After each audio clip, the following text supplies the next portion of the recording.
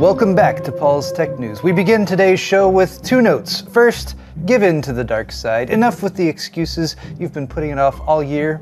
It's time. Come on. Do it! Second, for those brave but foolish souls who seek to venture forth upon the coming All Hallows Eve to partake in gruesome ritual sacrifice, or the ungodly summoning of wailing and accursed souls of the damned, or to relentlessly stalk from house to house seeking to somehow satiate your ravenous hunger for sweet, sweet Halloween candy. Or, perhaps a happy mix of all three. But a warning, be careful out there, stay hydrated, and have fun. Oh, and if there's self-serve candy at a house in your neighborhood, don't be that jerk who just steals the whole bowl. But now, let me prepare my ritual sacrifice.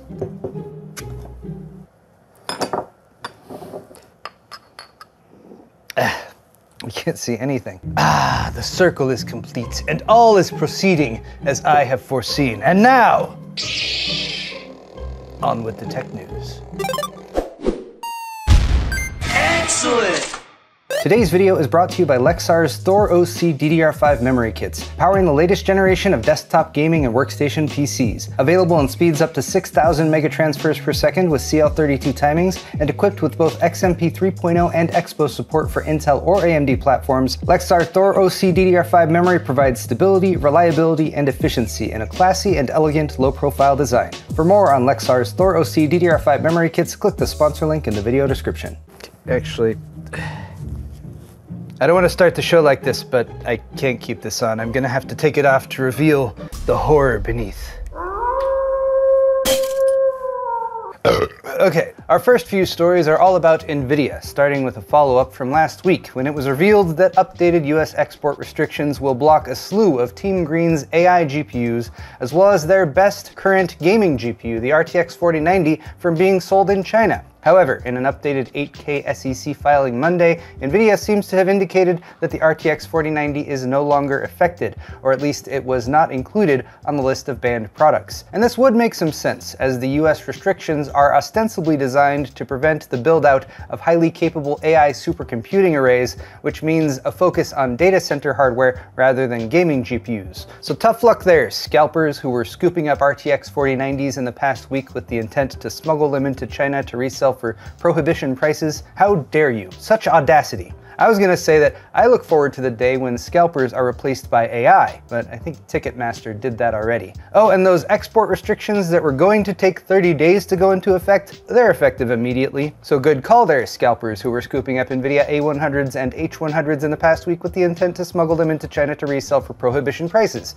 You're probably gonna make bank. Speaking of Nvidia making bank, they'll have yet another income stream showering down upon them soon, if rumors are true about RTX 40 series Super GPUs, which were also teased in last week's show. Speculation has been running rampant about these GPUs, probably because there appears to be nothing else significant launching this year apart from Threadripper 7000, with currently unanswerable questions being raised. Will there be 2 super cards or 3, a 4070 Super, 4070 Ti Super, 4080 Super, and or 4080 Ti Super? Will any of them use the AD102 GPU that the RTX 4090 uses, or will they all be AD103 and AD104 based? Might there even be chip mixing within the same product SKU, as Kopite7Kimi suggests? The 4080 Super might have 20 gigabytes of VRAM, but that would mean a 160-bit memory bus if they use the lower-end AD103, which would seem to indicate that the AD102 GPU will be used, but would Nvidia use that for a lower priced card when they could easily sell those GPUs in their Ada 5000 series workstation GPUs that sell for way more? And speaking of selling price, how much will these GPUs cost? If the RTX 4080 Super is $1,200, will they drop the RTX 4080 non-Super's price to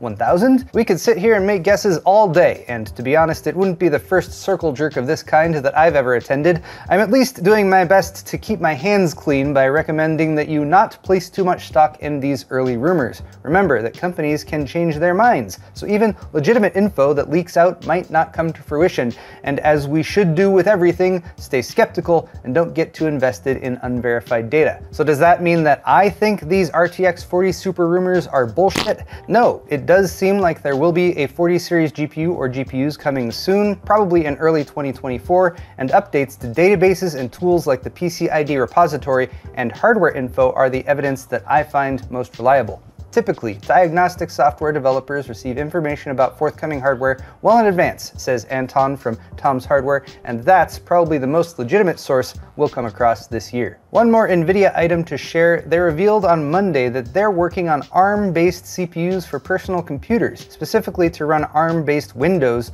which Qualcomm has had an exclusive license for that runs out in 2024. And Nvidia isn't the only one. AMD also has an ARM CPU initiative, and both AMD and Nvidia say they could start selling them as early as 2025. Not to be left out of the party, Qualcomm also revealed a new Snapdragon Elite X ARM CPU that can boost up to 4.3 GHz at their Summit event Tuesday, and all of this means that Intel will have some serious competition on the desktop CPU side in coming years, and not just from AMD, as long as Microsoft can convince consumers and developers to transition from x86-based Windows to the ARM version, which they have already tried and failed to do. Meanwhile, Intel CEO Pat Gelsinger described ARM alternatives as relegated to pretty insignificant roles in the PC business, so he's not scared. Yet. Speaking of scary things, imagine this. You have the most awesome gaming PC, probably with an RTX 4090 and stuff, and you just got a hot and much anticipated new AAA game.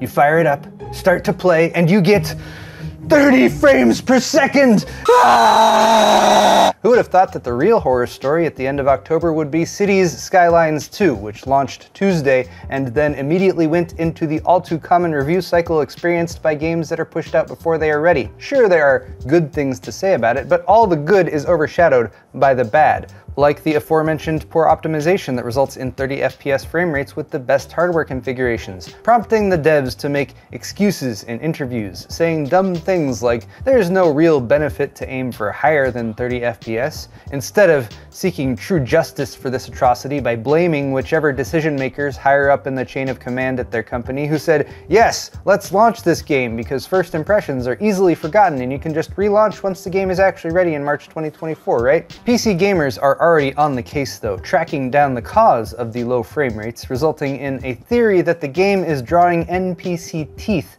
with a high level of detail, even when zoomed way out. An incisive theory, but the Reddit sleuths who came up with it might want to ruminate a bit longer, say Colossal Order devs. No, the characters' teeth are not affecting performance in any way we would call significant, they say. Fair enough. And it's also fair to assume that they will be fixing these problems with patches and updates, and the first one even dropped Friday with patch 1.0.11F1, which pushed the city builder's performance from unplayable to merely bad, says Games Radar.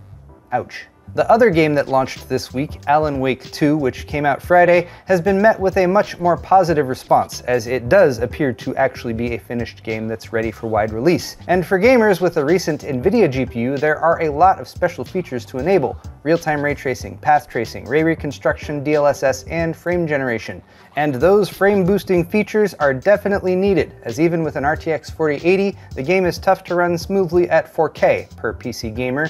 By enabling frame generation, DLSS quality, ray reconstruction, and max ray tracing, the reviewer hit 71 FPS average and said it was an incredible gaming experience. But with a lower power rig, or even on an AMD RX 7900 XT GPU, where FSR is available but other features are not, the game either suffers from very low frame rates or lacks the immersive level of detail that you can get if you own a GPU that costs $1,200 or more. Which sucks, because if there's been one constant for PC gaming in 2023, it's that there have been a ton of good games released, but way too many of them perform like crap, even with a high-end gaming PC. Speaking of highly anticipated releases, what's that in your tech briefs?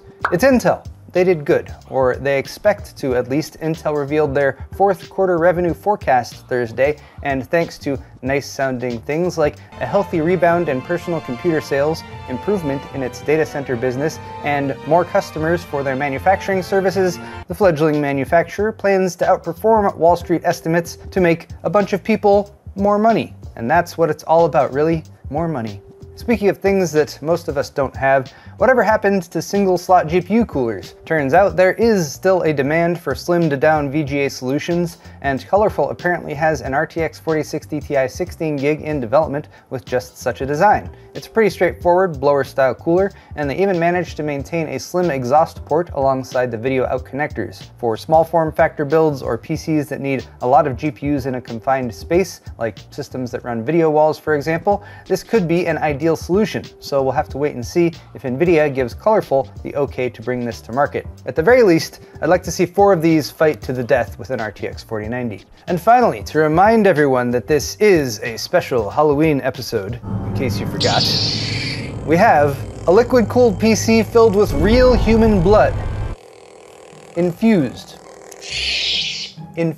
with human blood, so not filled, I guess. Going blood only might gunk up the loop worse than an Enermax AIO. But this devilish PC was conceived of to promote Diablo 4's Blood Harvest event, which is a blood drive. A super cool way to do some good alongside a promotion, I think, and it's open for entrants until November 22nd. They've set up giveaways to unlock as blood donations come in, at 220 quarts, 440 quarts, and 666 quarts when the PC unlocks, which features a 13900K RTX 4090, 64GB of DDR5 RAM, 3 TB of SSD storage, and of course, blood. Whose blood? They do not say. Any volunteers?